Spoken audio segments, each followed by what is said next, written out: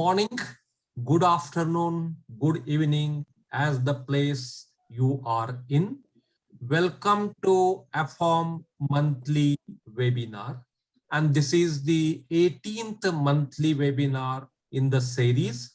We started in June 2020, and it is a gift of COVID, I think. Because of the COVID, the in-person thing stopped, and then we cannot stop the education, training and things. So we decided to have the monthly webinar, and regularly we are conducting. And in addition to that, Afomp, the schools also we have started. I will talk it afterwards. So this is the 18th monthly webinar, and this we started on the 20th anniversary celebration of the Afomp. And today's very important topic, and medical physicists must be aware of it. That is an augmented role of medical physicists in emergencies. And bahasa ni sebab untuk publicity, dia nak dapatkan banyak scan link kan.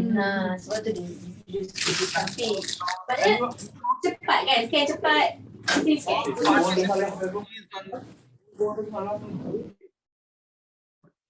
Speaker is Dr. Brad Cassels from Australia. He is an expert in medical radiation dosimetry, medical emergencies, nuclear emergencies, and moderator is Dr. Mary Joan from CMC. I will take the opportunity to introduce her.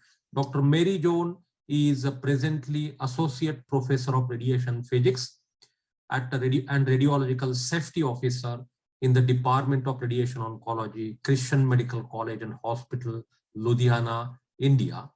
She is a member of the Professional Relation Committee PRC of Afomp, 2018-21 Executive Committee member of the MP Northern Chapter, 21-23 Ambassador for the SCM-PCR.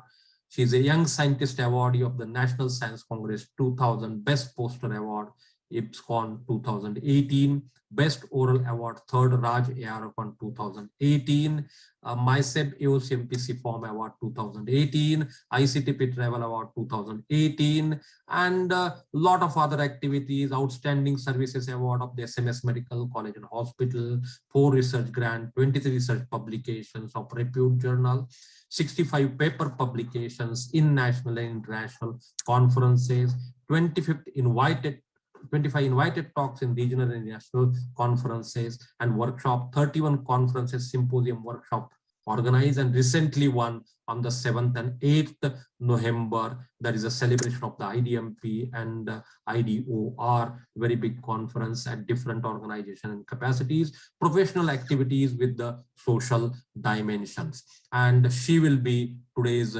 moderator of this conference. With this brief introduction, I will hand over the floor to Dr. Mary Joan. Before that, I request all the participants to kindly mute your speakers and also stop the video so that good bandwidth you get it, and we get a nice webinar from the expert Dr. Brad Cassels. Over to Dr. Mary Joan.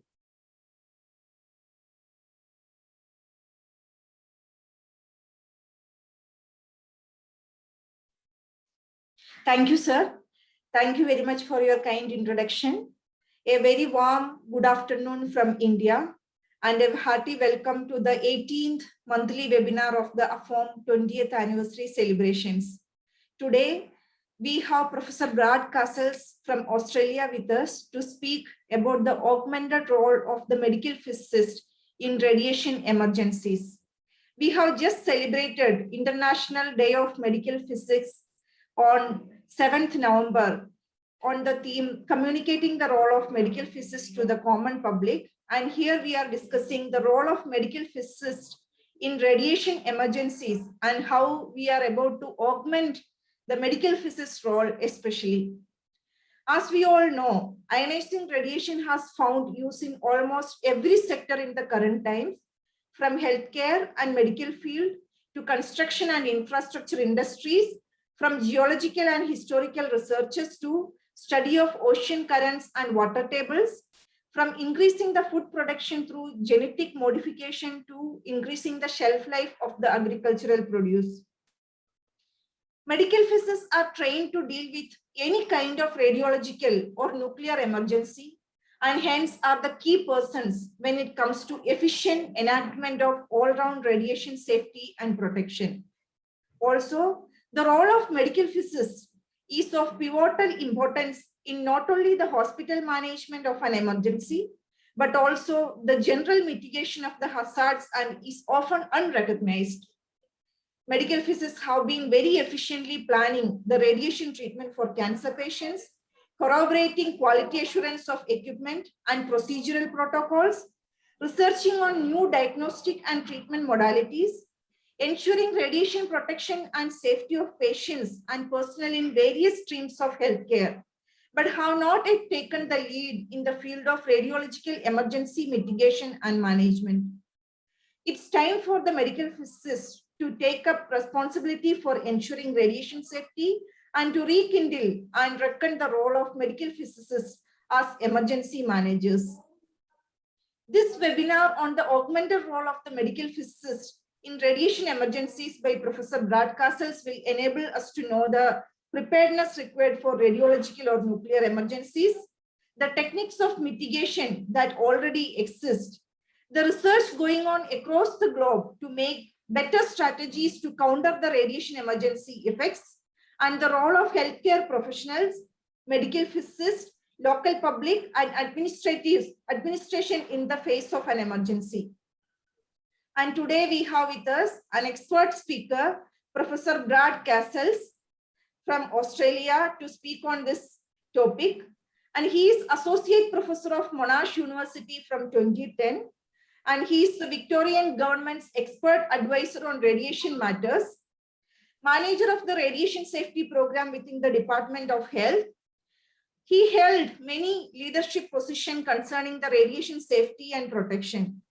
He is the president of Asian and Oceanic Association for Radiation Protection for the term 2018 to 2022, past president for 2 terms, which is from 2005 to 2007 and 2017 to 2019. He is long-standing executive member of Australasian Radiation Protection Society and is a fellow of the Institute of Physics and member of ACP-SCM. He was member and vice president of the Board of Governors of the Northern Territory Cancer Council.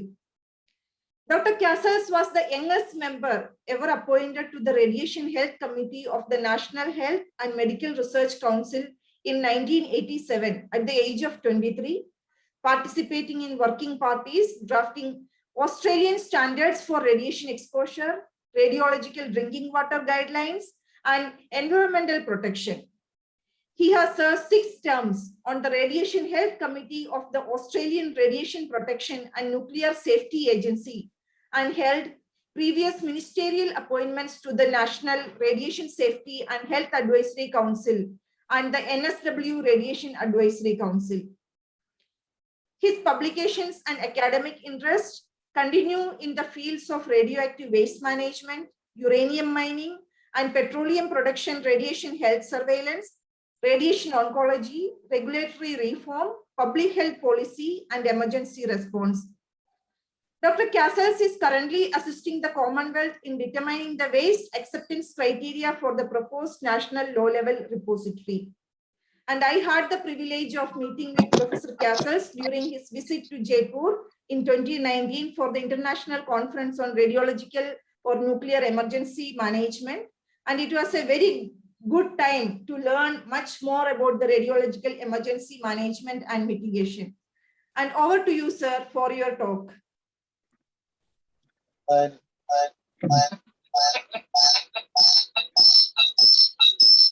Thank you. Thank you for the introduction, Mary Jane, and I'll just see if I can get my screen sharing happening for you. Yes, sir. Yes, it's shared, sir. Thank you kindly. I'll hide my video panel and I'll hide my. How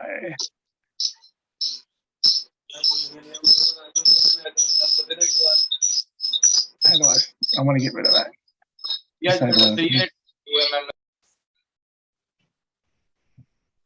There we go. Thank you. I hope my talk, I think my talk will be slightly longer than the introductions. My gosh, that was quite overly complimentary. Good evening, good morning to you all. I'm Brad Cassels. As explained, I'm with the Victorian Government here in Melbourne. And firstly, a big thank you to Aaron for the invitation to present this webinar as part of the AOFMP's 20th anniversary celebrations. Those of you who've seen the flyer may notice a slight change in my appearance compared to my photo on the webinar. That's what happens when your government locks you down in your city for almost 300 days.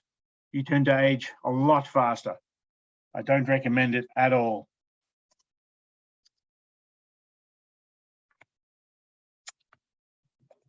Right. So what I'd like to discuss today, as we pointed out, is this augmented role of the medical physicist in radiation emergencies.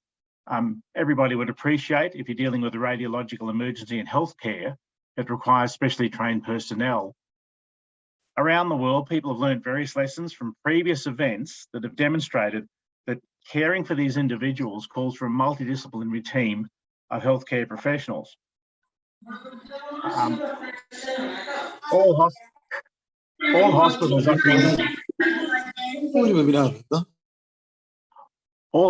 offering medical radiation services such as radiology, radiotherapy, nuclear medicine have people like you as medical physicists who are part of a clinical team with the responsibility for proper and safe application of radiation. Now, you actually comprise quite a very good reservoir of radiation protection experts to draw upon in an emergency, and using those skills and preparing to use those skills for emergencies in teams is very good medical practice. So you are a unique group of professionals who, with a bit of appropriate training or additional thinking, can be very supportive of emergency preparedness and response activities. But the thing is, what do I mean by an augmented role? Well, when I go to work every morning, emergency response is not the first thing that I think of. Routines get well established for reasons of efficiency and to optimize the use of individual time and resources. But you don't go to work thinking, today there's going to be an emergency. So what do I mean? The augmented role for emergency response requires a shift in mindset. So to be well prepared to respond, when a patient presents to your emergency department, you need to be sort of slightly aware that it's a possibility all the time. So you need a shift in awareness that will occasionally turn its mind to the question of, what would I do right now if I received advice that physically injured patients who are also radiologically contaminated are coming to my emergency department? What is your focus? What is your role at this time? What I'd like to do is to define the discussion again. Define the discussion, because to reduce the impact of an emergency is necessary for medical physicists to be adequately and continuously trained at regular intervals, and that's in addition to their normal duties. You've also got radiation protection aspects providing support to irregular clinical work. Now, it's considered that while you're aware of the potential for such a role, given the day-to-day activities and workload, it's not the first thing you think of. So again, it's a subtle shift in thinking to know that you can deal with it, and the confidence to know that you as a medical physicist can provide considerable emergency preparedness and response assistance in a time of crisis. So for this presentation, we'll confine the discussion to what you as a medical physicist can achieve within your hospital environment to be as best prepared as possible to respond if an emergency arises. So we'll concentrate on what the medical physicists can do. Now, when one considers the fundamentals of emergency management, there's four, broadly speaking. There's prevention, preparedness, and response and recovery. There's a limit as to what you can influence. Your hospital and you have no control over what walks in through the front door at your emergency department, what patients are delivered, how they arrive, whether by ambulance, on foot, via taxis or other forms of public transport. You may have everything from just the mere walking wounded to severe trauma with significant contamination.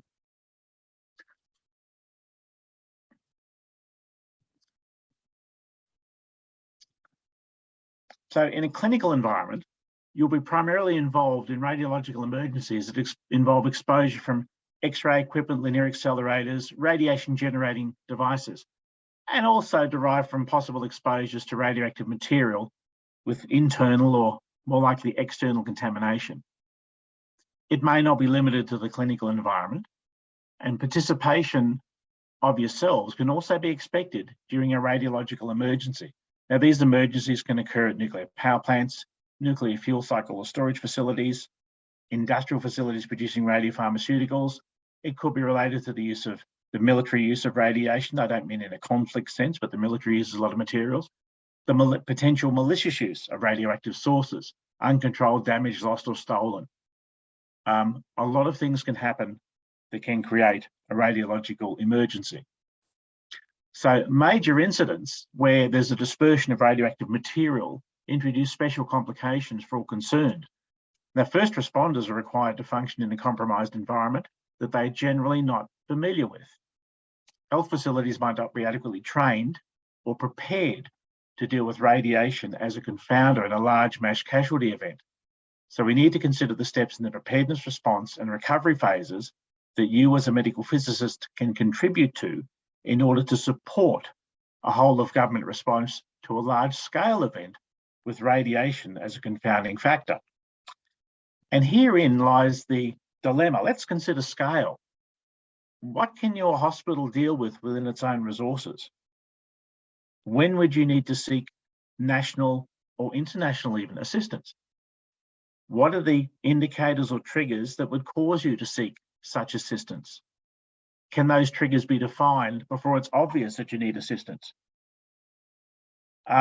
What scale of response is my hospital planning for? Are we expected to deal with anything that comes through the front door of the emergency department? Are we seriously considering having to deal with a mass casualty event involving the explosion of a dirty bomb, for example, as at point 5? The dirty bomb example is the one we use as a planning tool here in Australia to plan our responses, because it's the biggest, worst, ugliest, and most confusing thing for all of the response agencies involved. And it'll be the one that will stress test your systems to see where the holes are. I don't expect you to take notes during this presentation. The presentation will be available. So please don't try and write down this slide. But this is an example of how you can spread out the potential and describe the potential accidents that may occur, and it flags some that are very large in scale and some that will require additional preparedness and response within a hospital environment. And when you drill into it, each hospital will need to consider what potential events can occur within its response region that could result in the delivery of radiation accident patients to the hospital. So the highlighted items above indicate areas where there will be patients delivered to your hospital should they occur. I'm not looking at psychological aspects in this presentation. Suffice to say, there will be considerable psychological work required for affected persons, both patients and staff. The red highlighted boxes indicate circumstances that I think your hospital should plan for, and that's pretty much most of them. The blue ovals indicate circumstances that your hospital should be aware of and should consider planning for.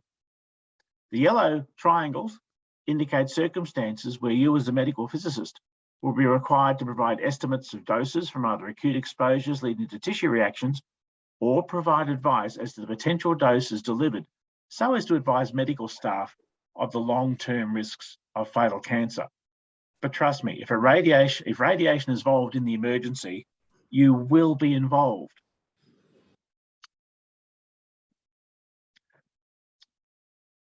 At the national level, there's generally a national framework that coordinates the response to a nuclear or radiological emergency, and there'll be a national emergency response plan. And such a framework ensures that planning for medical responses is managed properly with the medical consequences, and the staff are trained in the necessary skills. I would ask each of you to go and have a look to see if you can find your national plan for radiological response.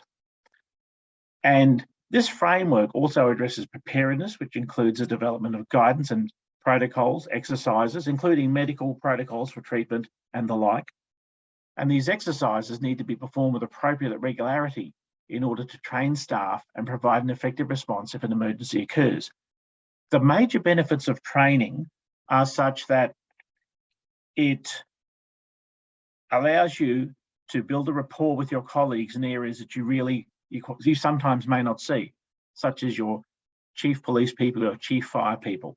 They're going to need to know how to function in a radiation compromised environment. Even ambulance officers will need some advice and training as to how to function in a compromised radiation environment, to deal with things like, if they have a radiation contaminated patient who is injured and just contaminated, what's the best thing to do?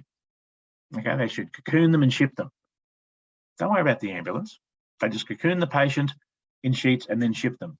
And if they need to do it, if it's possible to do a dry decontamination on site, they can do that. But that sort of advice needs to be formulated, written down, exchanged with other agencies, and agreed so that everybody knows what's going on. By way of an example, I won't belabor the examples too much. It's not a lost cause, you can do it. There are written protocols for coordination between and across governments that drive such emergency planning, certainly in my country here in Australia. And this looks very good on paper. It's lovely, it's pretty, and it's fine. But at the end of the day, one has to prepare and resource such plans. And that's the trick, because these events are rare. And as interest wanes, over time, we get slack, and there's a cycle, like a sinusoidal cycle of interest and attention, and then it slackens off again. And governments, at the end of the day, and hospitals typically end up with a myriad of plans dealing with all sorts of contingencies.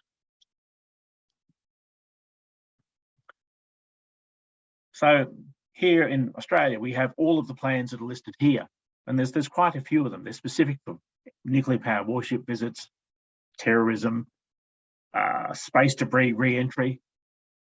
But for all these to work, they require state-level assistance, because in many countries, the requirement to run the healthcare system has devolved to respective states or regions.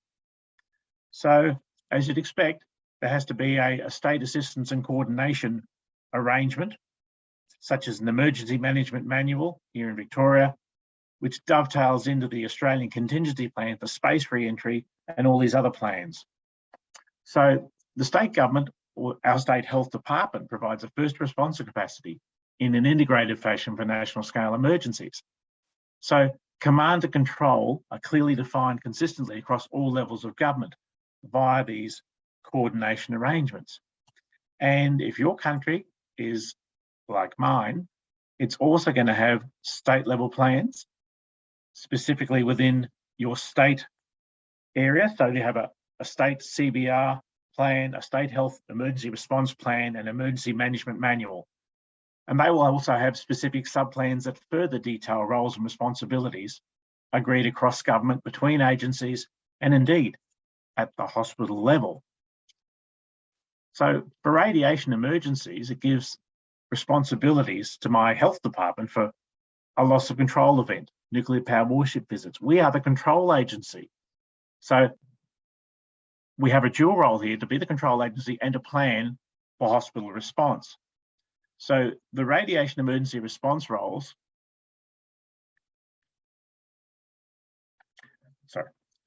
the radiation emergency response roles are health as a control agency for radiation.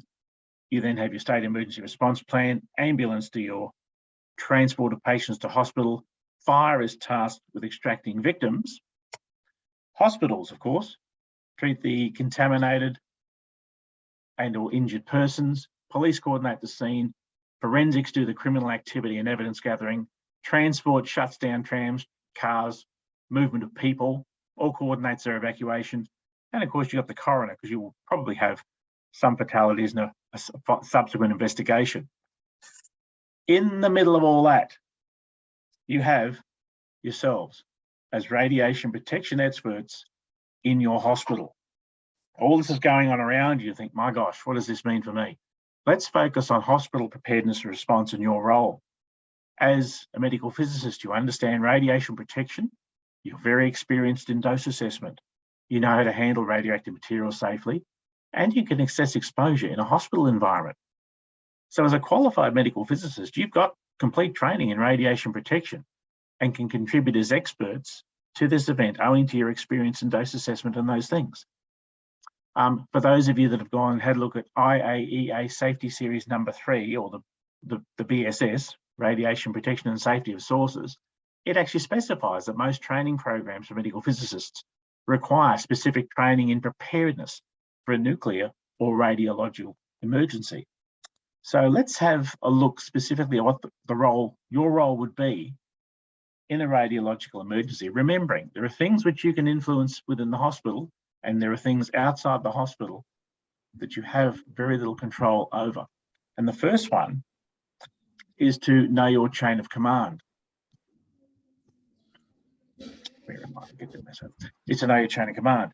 So having a clearly identified set of roles and tasks known prior to any emergency is crucial, it's critical.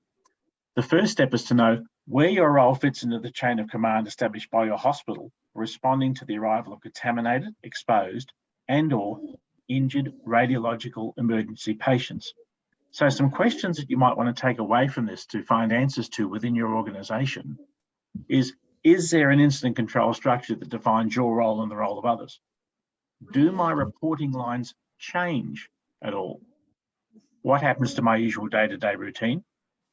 Is there a standard operating procedure in my emergency department available for medical and nursing staff? What's the first thing I do when it's confirmed that radiation affected patients are coming to our hospital? So in the event of an emergency, you can join the emergency response teams following assigned roles and responsibilities. And depending on your level of expertise and your comfort in dealing with the situation, you may be asked to perform one of several roles. Certainly the radiological assessor is important, because as a qualified expert, you can fulfill the function of a radiological assessor.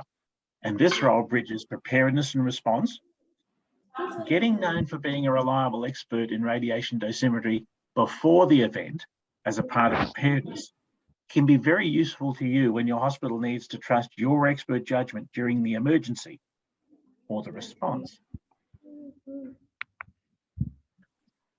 Scientific and technical advisors are another role, because as the medical physicist, you usually act as a radiation protection officer. You can give advice on matters relating to radiological emergency. Again, getting known for being a reliable advisor on broad technical matters before the event within your organisation as part of preparedness can be very useful when your hospital needs to trust your expert advice during the response phase of an emergency.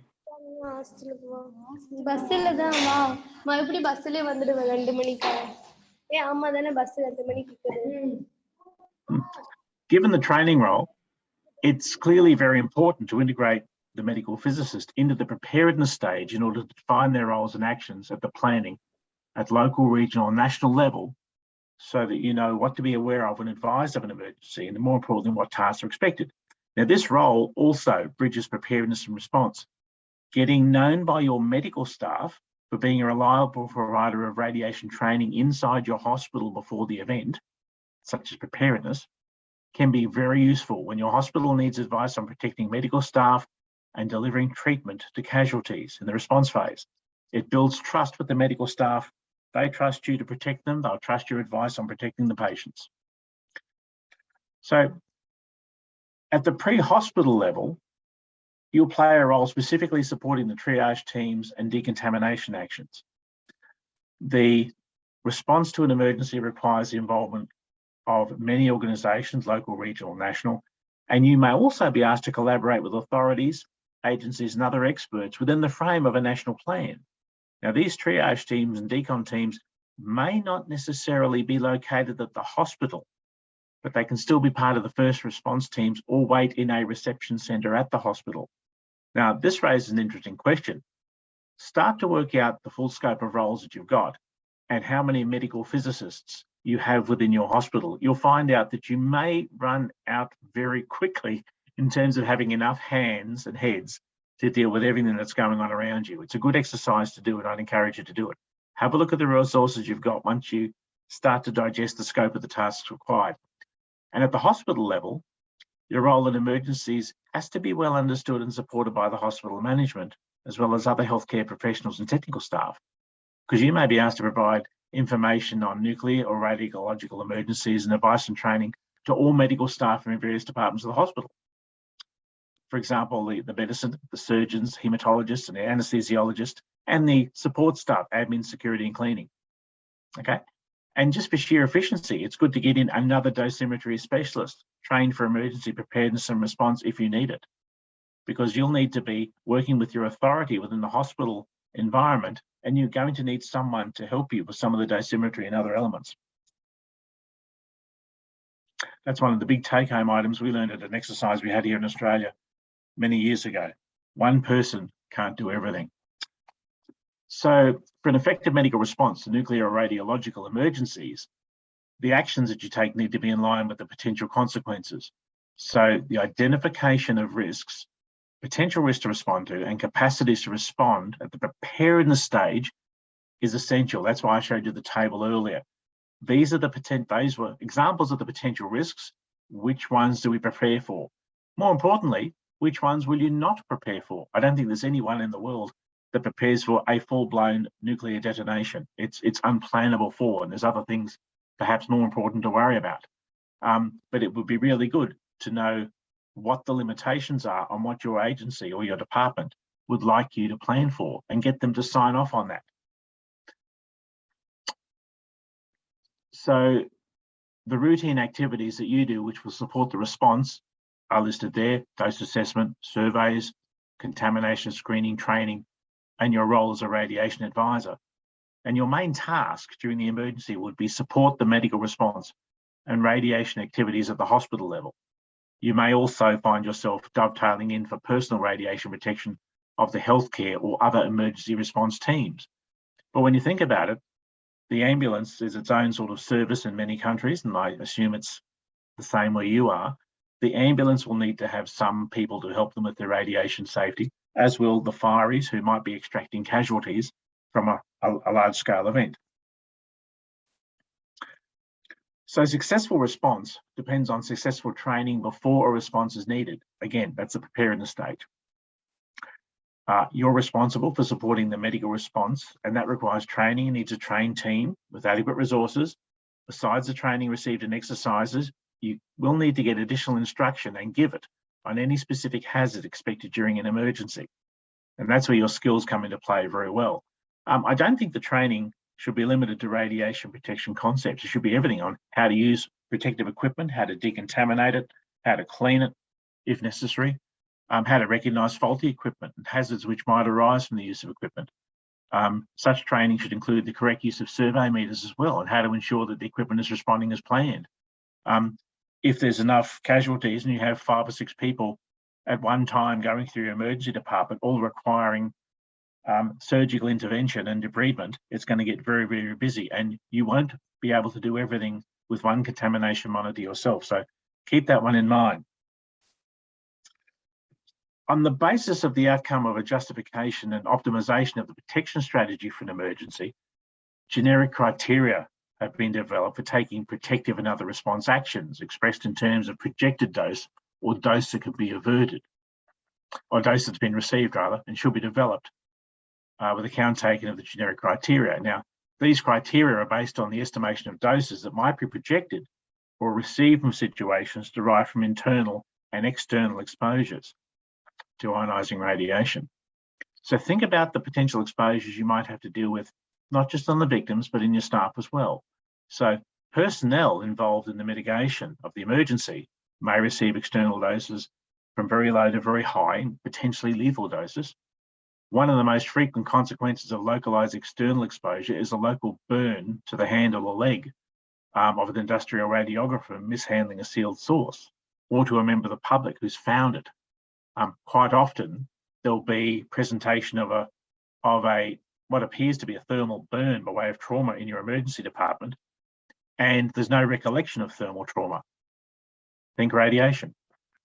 Okay, so external contamination can occur in all those places, and the possibility of internal contamination also needs to be evaluated.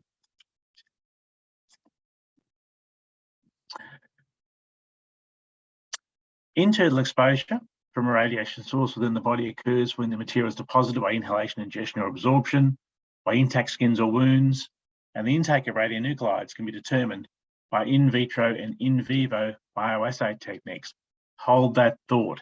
If you've got large numbers of people getting swabs, you've got resource requirements by way of labelling, etc., as we'll see shortly.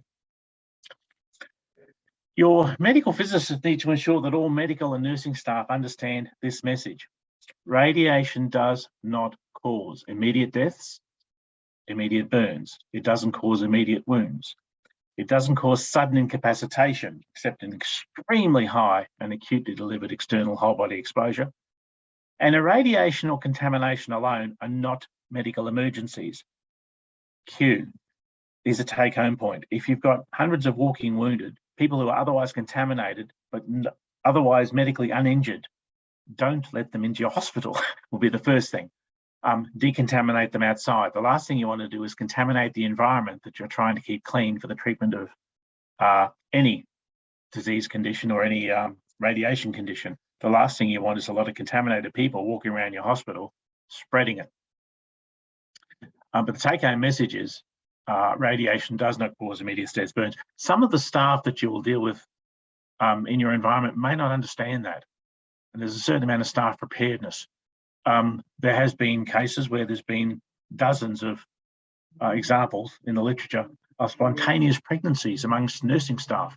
As soon as they've heard that radiation accident victims are coming to the hospital, they'll all of a sudden declare a pregnancy and excuse themselves from duty, or be excused, rightly so, by the medical physicist.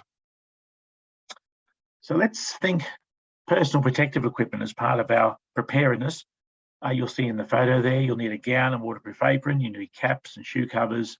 It's a good idea to have 2 pairs of gloves with the inner pair taped to the gown, the outer pair to remove and replace as indicated, surgical mask, eye protection, and your personal radiation dosimeters of some kind. I will add, lead aprons are not recommended. They don't provide sufficient shielding from gamma radiation. Indicative for clinical x-rays, but certainly not for gamma radiation. Now, the use of a ready reckoner, such as above, for medical and nursing staff can really assist them with communicating risk in a sensible manner by allowing the staff to take an active interest in protecting themselves. If they can get their head around this, and they can help themselves to protect themselves, if you know what I mean, to get their head around relative risks. And then when you combine this ready reckoner with an electronic personal dosimeter, it provides the controls required for the ED staff to protect themselves and free up your time for other emergency tasks.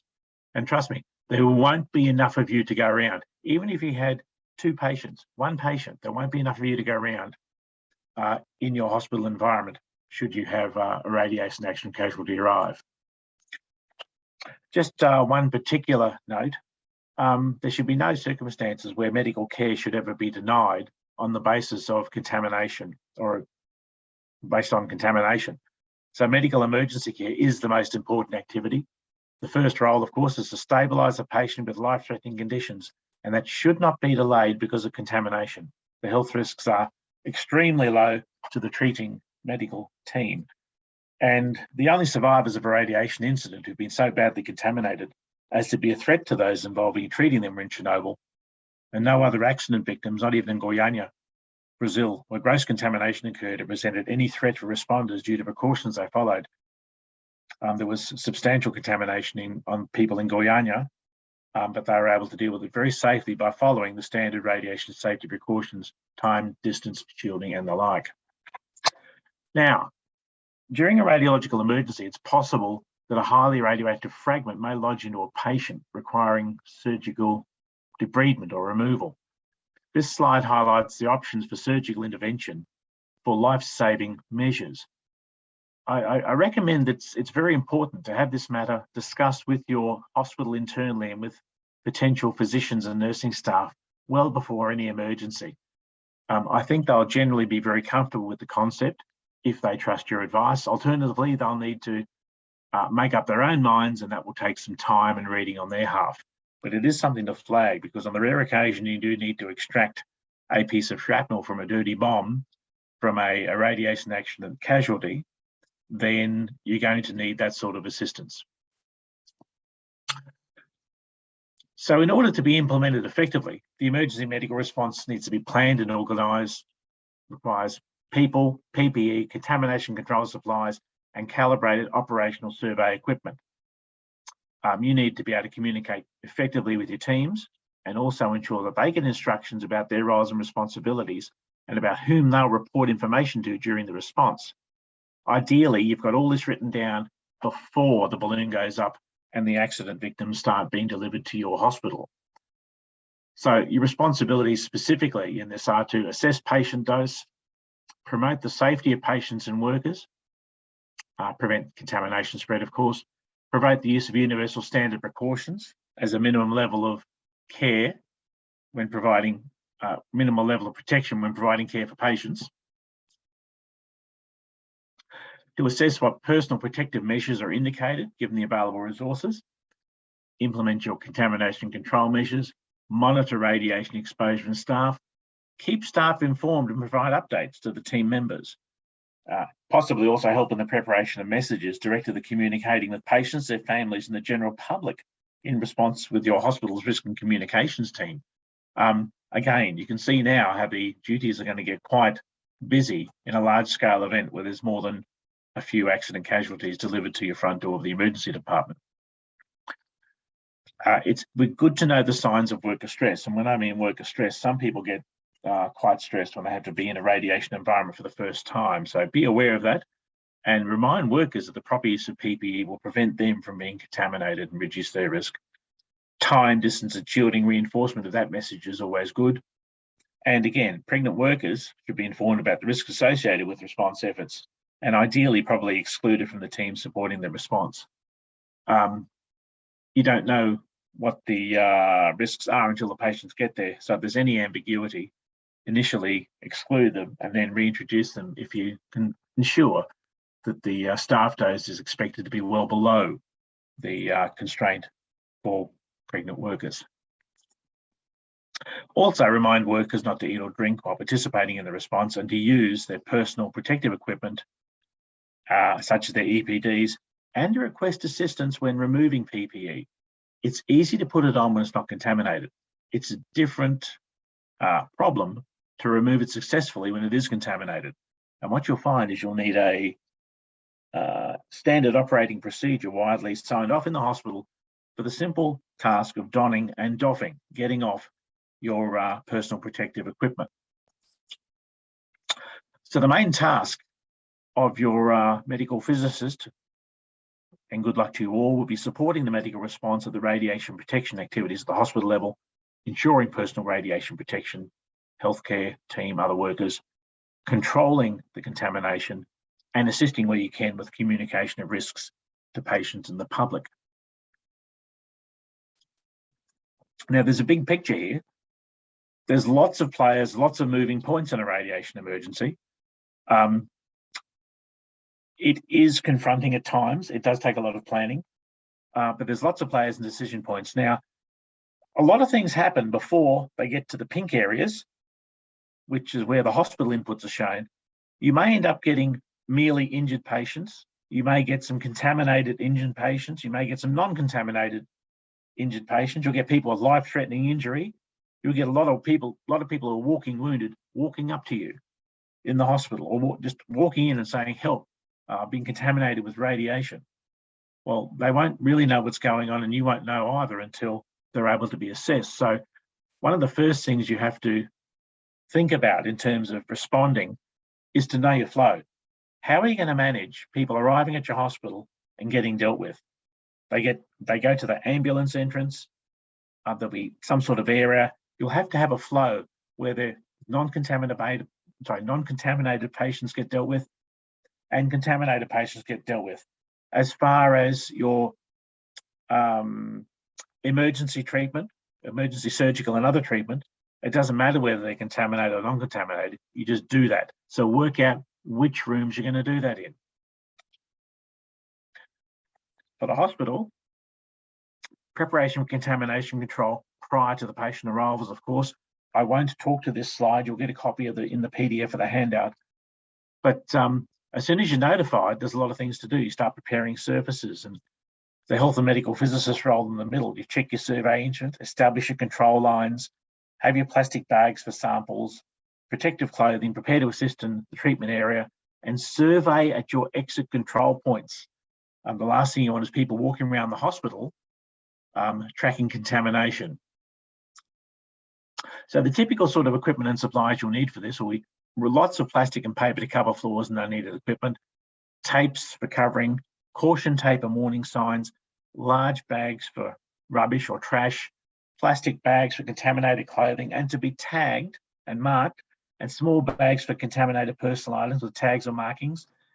Multiply this by 20 or 50 or 100 people, you need a lot of stuff. And you can't get this on the day. So the recommendation is to get all this stuff sorted and available to you before the day. So this is the typical sort of things that we have in all our hospitals here in my state of Victoria. We've got radiation hazard signs, caution warning tape, plus a list of instructions as to how to do it. So all the elements that you need, the bags, covering non-essential equipment, establishing your control lines, etc. As far as monitoring equipment and PPE, depending upon the availability of resources, every facility and hospital will have a standard inventory of protective equipment. The amount of equipment used is dependent on the type and the scale of the emergency.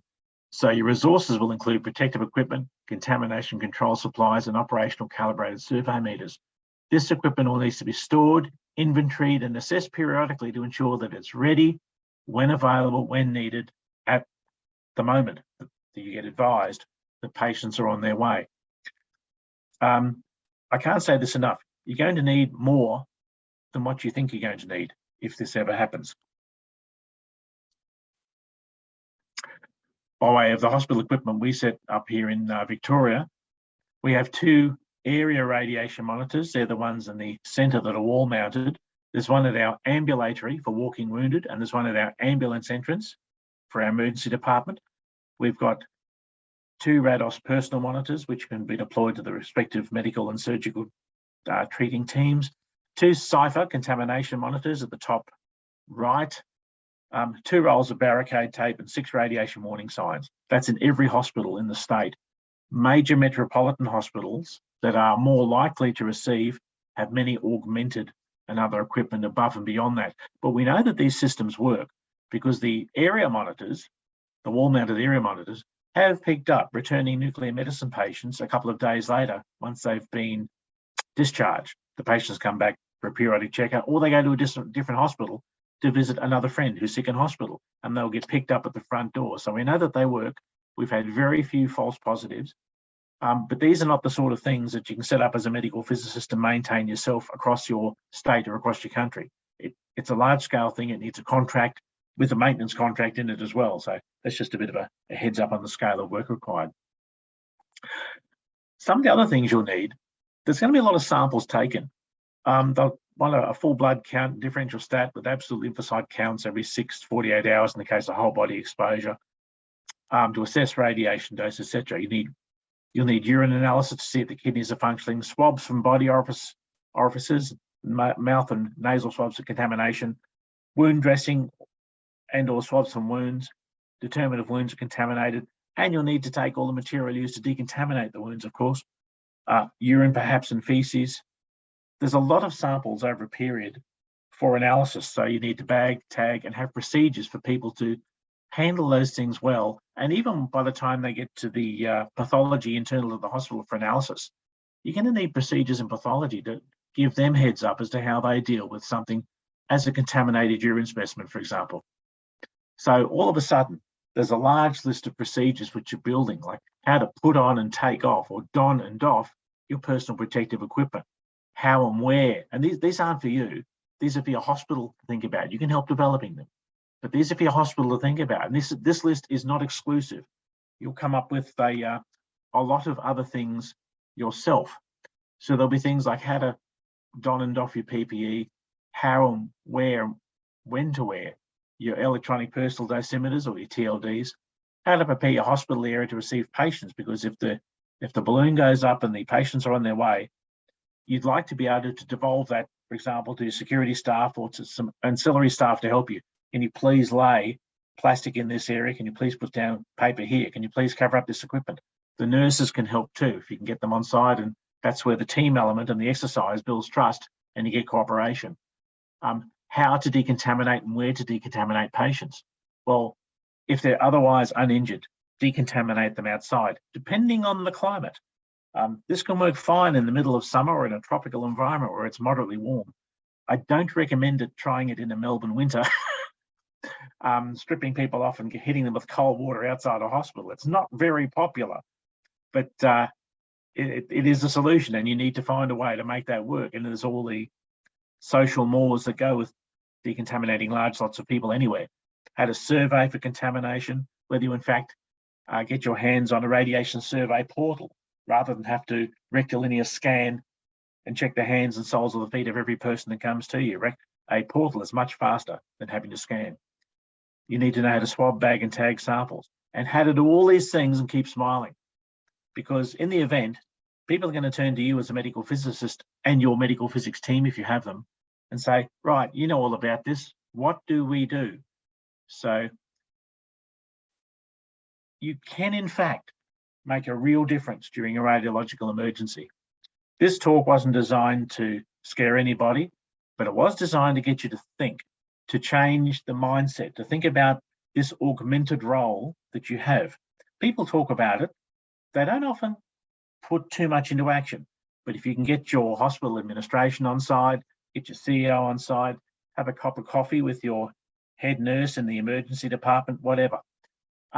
Have a look for the radiation plan in your emergency department and find that. You're not alone, and it can be overwhelming to think about the scale of things if this happens. But on the day, a lot of these things will be expected of you.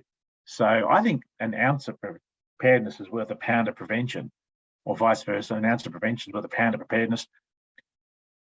You can do a lot, and I encourage you to do so. By way of resources, these are probably the two best resources. There's lots of papers out there. There's lots of material available, but these two I think are the best. There's an EPR pocket guide for medical physicists, which accompanies a larger document. This is the pocket guide, but if you look up EPR 2020 on the IAEA website, you'll find both this guide and the parent document, Emergency Preparedness and Response for Medical Physicists. Excellent reading. And a large part of this presentation has been adapted from that parent document. By way of resources, in terms of just-in-time training, if you can't get medical staff, you can't get nurses sitting in or nurses and medical staff sitting in a tea room on their break training, watching training videos. They don't like doing it. They like to actually switch off and have a break, and so they should. But if you need to train somebody in 15 minutes to learn how to do what they need to do and to how to think about what they need to do, the CDC document, this CD here, has what's called just-in-time training, and it's very, very, very good. I commend it to you highly. At that point, with the consent of the chair, I'm happy to take some questions, and thank you very much for your patience. And I hope I didn't speak too quickly for everybody. Thank you, sir. Thank you very much for an excellent talk dealing with all aspects of emergency management. There are a few questions. One question is from Mrs. Debolina Mukherjee from Mumbai. She has asked, what about delayed decay tanks for liquid radioactive waste and procedures for containing gaseous radioactive waste? What protocols are followed in Australia? This is for gaseous radioactive waste. Gaseous as well as liquid, sir.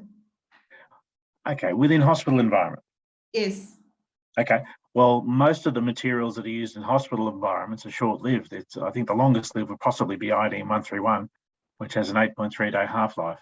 So all of the liquids are a delay and decay and then down the sink proposal in Australia. and there are specially designated areas in hospitals for that. Gaseous ones specifically, I'm not 100% sure on. I know that there's some, probably some Technigas and the like, which will be, I'm not sure what that's labelled with these days. Is it labelled with tritium? I stand to be advised on that, but the gas I'm not 100% sure of. But the liquids all delay, decay, and then down the sink. There's no reason to have iodine storage tanks at all.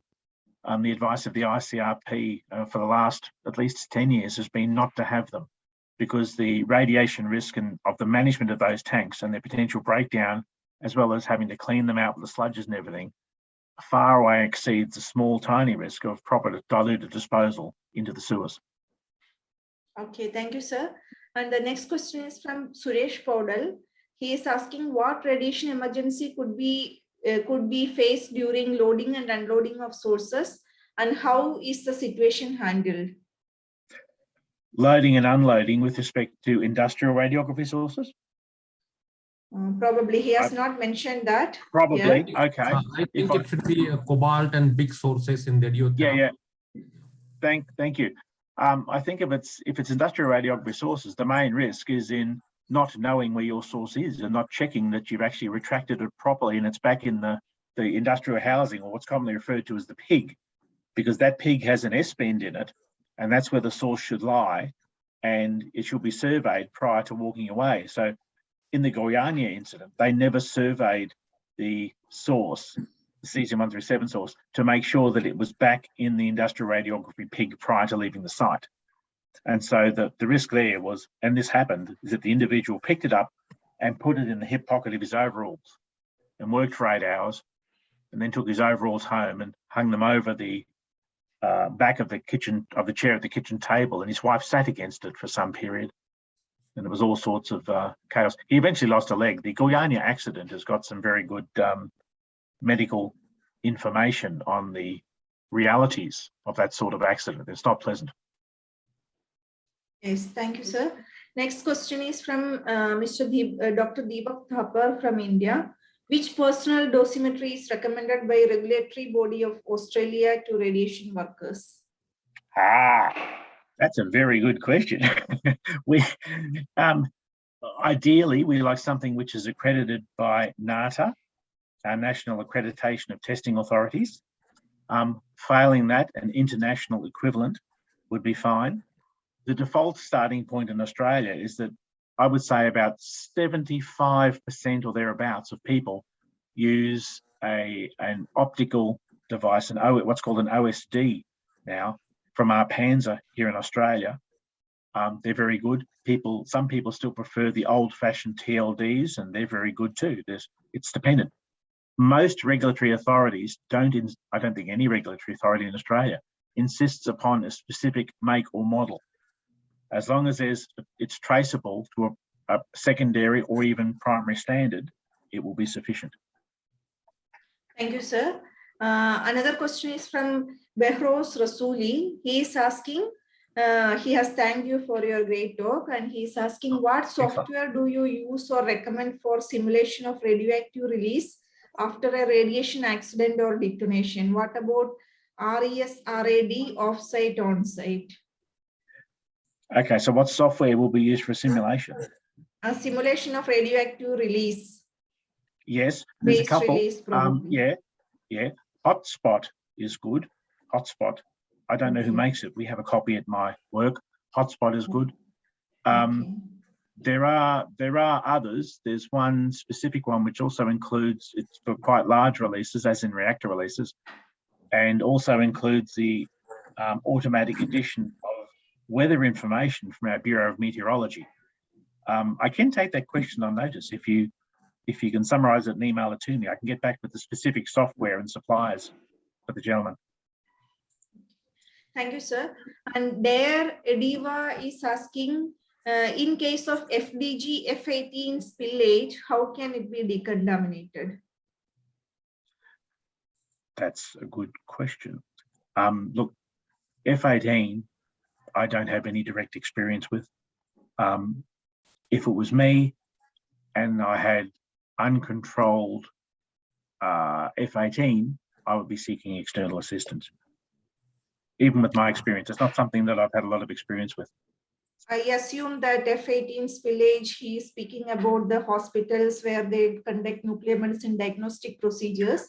So Yes. Yeah, you have some experience on that? No, okay. Well, mainly techie, but with F-18, yeah, it's obviously got a very short half-life. I mean, it's made in a cyclotron. It's not going to be around that long. So if you can possibly avoid the work environment for some time, it will disappear. Yes, it is very short life. It will disappear. So, sort of. well, yeah, I mean, we've had examples where technetium was spilled was actually a technetium type A container was ruptured on the centre of a major arterial bridge into our city here of Melbourne. For whatever reason, the police decided to shut down the bridge both ways, 4 lanes each way of traffic. And we were asked, what do we do about it? How much water do we have to pour on it so it's not legally radioactive? We're talking about technetium with about a 6-hour half-life. And someone did the calculation, it was about 30 tons of water. And the fire department decided they were going to put 30 tons of water on top of a bridge. And I just said, just draw a circle around it and come back tomorrow. You will not find it. So sometimes knowing the half-life helps a lot. But in the case of F-18, yeah. Okay. Thank you, sir. Yes. And I assume that all around the globe, we are all prepared for anticipated emergencies like medical, health, industry, even nuclear power plant accidents, we are prepared. But what if that is happening in a massive scale in a public domain where we are not anticipating it, like in case of dirty bombs or something? Well, it's interesting. If you've got nuclear power infrastructure, you're quite blessed insofar as you've got a large measure of assistive control at the plant. But if you've got something which is a dispersed radionuclide, which is not nuclear sourced, it can be difficult. The first thing that happens in your health agency is that the upper echelons will go into a bit of a tiz and say they have to brief the government, brief the minister. Well, that's right. Well, what can we tell them? Well, we don't know yet. And quite often what will happen is that you'll end up, in the case of, for example, a dirty bomb, a bomb will go off at an iconic structure within your city. And all of a sudden, nobody knows it's radioactive. All of a sudden, something goes off at your hospital environment. Now, by that time, people have dispersed, they've gone home, they've disappeared, trains have moved all over the place, trams have gone everywhere. And the first thing you know about it is that maybe 2 hours later, somebody's decided to test for radioactivity. It might be us if we're called to it, but more than likely it won't be, because if there's one bomb, there could be more. So all of a sudden, you've got the potential spread of large amounts of radioactivity that you've never planned for. And you need advice from your health department, as well as dealing with the walking wounded that may turn up to your hospital as soon as they see that. So that's fairly interesting. That can really confound things. Thank you, sir. And there is a query on what kind of incidents you are mainly facing in Australia, medical or industrial? And if medical, is it in nuclear medicine placement or radiotherapy? We've been very thankful we haven't had any severe radiotherapy incidents. Nobody wants to have an Epinal event in Australia like they had in France. We have had industrial radiography accidents. Thankfully, no fatalities. They've been moderate doses, and they've been potential doses, and we've worked the processes, taken the photographs, assessed the doses, and nothing's been significant. Nothing over 100 millisieverts or so by a guesstimate. There has been an accident in the Northern Territory many years ago when I was up there, where a person got buried in pure uranium product prior to export. He was covered in tons of it, and he ingested a couple of 100 milligrams, and his anticipated dose, his 50-year committed dose, was roughly 200 plus or minus about 100 millisieverts. So they're not extreme. But the bulk of accidents in Australia are in the area of nuclear medicine. It can be anything from, and some imaging. In imaging, it's more likely to be the wrong patient. We still have problems with patient identification. But in nuclear medicine, it's often either two things. It's a failure to do QA on the sample from the supplier to confirm that, or it's a mislabeling question. Either it's been accidentally mislabeled at the point of origin, or alternatively, it's been wrongly color-coded where it's used. Different hospitals, for some reason in Australia, had different color codings for the same radionuclides. And nuclear medicine technicians are mobile people. They go from hospital to hospital and state to state. So a technician for Technotate, which is yellow in one hospital, might be blue in another one, and they might use yellow for Sestamibi, for example. So you sort of get those things happening all the time. We are human, after all. Yes, thank you, sir. And there is one query from Asleen saying, he's asking how long do you have to keep the liquid waste from the decontamination area before you can discharge to normal sewerage? And whether we need to measure the waste activity first before we release the liquid waste for normal sewerage? Yeah, sure. The first thing I'd do is check with the regulatory authority. They will probably be able to advise you on an activity concentration below which it's safe to release. If you can't get advice from your regulatory authority, keep it for 10 half-lives. I fully appreciate in the case of iodinated biological wastes, that's 3 months. That's a long time to keep biological wastes safely. There's probably a greater hazard from the biology than for the radiation. But first port of call is seek advice from your local regulator or national regulator. Okay, thank you, sir. I think there are no further questions in the chat. Over to you, Professor Chogle, and thank you very much for an excellent talk on how and making us familiar with the international guidelines as well as the resources available to make ourselves better learned in how to manage radiological emergencies in the future, sir. Hopefully the situation does not arise. Thank you very much, sir. Over to you, Professor Chogle. Thank you. Thank you, Dr. Brad Cassels, for an excellent talk and the role medical physicists can play into radiological and nuclear emergencies as an augmented and additional role as and when required. So you have to develop your competencies because accident can happen anytime and without giving any notice. So you should be prepared. So thanks for an excellent talk and overview, and we have gained a lot from your experience. Thanks to Mary Joan for excellently conducting this Afomp webinar, 18th in the series. Thanks for that thing. Thanks to the delegate for attending in a large number. As I said, we have also Afomp School started in June 2021, and the Afomp School webinar, the 6th in the series, will be on 17th November 2021.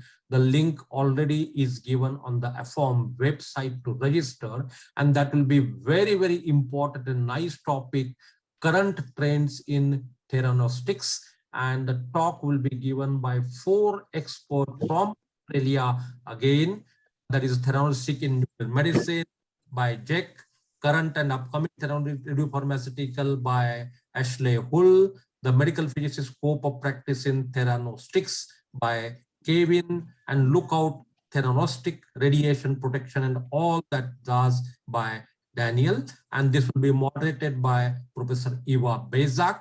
That is on the 17th November. We will open it at actually the registration, everything 6 o'clock AM GMT. Webinar will start 6:30. It will run almost about 2.5 hours. So this is in this series. The next activity in speakers, very excellent speakers already available on the Afomp website. Now, the Afomp monthly webinar of this year, the last webinar of monthly, and after that we'll be having a Afomp School webinar also on the December. This will be on 2nd December, and this will be by Dr. S.D. Sharma, monitor unit calculation for photon and electron beams, and this will be moderated by Lam Thi Nguyen from Vietnam. As you know, Afomp is doing a lot of activities, and Afomp organizes the yearly meeting called as AOCMP, and 21st AOCMP will be organized in Dhaka in a hybrid mode during 12th December 2021. Already the scientific program has been put on the website. Please do visit. The fully vaccinated. Somebody is unmuted. Can you just mute it? So fully vaccinated people, delegates, do not have to be quarantined. They can attend directly. So you can contact the organizers, so can attend the conference in person. And also, if by any means you are not able to attend it in person, you can join it through the virtually. Afomp this time will be giving about 30 reimbursement of the registration fees for the students and all that already has been announced on the website. You are planning to attend virtually or in person and eligible, you can apply for that thing. In addition to all this, Afomp has a lot of activities, lot of award, best student paper publication, best PhD award, outstanding medical physicist award, orations, publication into the journals, and all sort of things they are there. So please do take advantage of the Afomp activities, the Afomp possibilities to get involved into these things. And to be a competent medical physicist is a dynamic CPD points and all those things you have to do. Knowledge has to be upgraded, and please do join. These are the opportunities. A lot of information there is on the Afomp website. Thanks to Jin Xians, our chair of the ETC, for doing the wonderful job. Also Chai Hong, the chair of the PRC, who will be responsible for certification, other things, accreditation, certification. She is doing wonderfully. And thanks to Rajni for propagating this conference, because she's a webmaster to all around to reaching you. And she will be sending the information about the Afomp School of the 17th of this November. So I look forward for your active participation. Please do write the feedback. And this is webinar is accredited for 2 CPD points, and the link is given. You send the link, click on the link, give the information, you will get the certificate. Also, Brad Cassels has generously accepted to share his PPT in PDF form that will be available. The recording of this webinar will be available within 48 hours on the Afomp website, link to IOMP, other things. With these words, thanking each one of you for directly, indirectly participation and making this webinar and Afomp activity successful. I thank you all. Have a great day, safe time, and soon we meet, maybe virtually, in person. Thank you very much for, once again, thanks Brad Cassels. He was here in Jaipur in 2019. We had expertise in the radiological and nuclear emergencies. That was a big conference here in Jaipur. And then I thought to ask him to give and use his expertise for the betterment of the medical physicists of the Afomp region. So thanking you, each one of you, Brad Cassels, Mary Joan, delegates, all our chairs, Rajni Verma, and everyone. So see you. Bye-bye. Have a nice time. Thank you, everyone. Thank you all. Thank you, Professor Brad. Thank you kindly, everybody. Thank you, sir. Wonderful. Thank you, Professor. Good evening. Good evening. Bye, sir.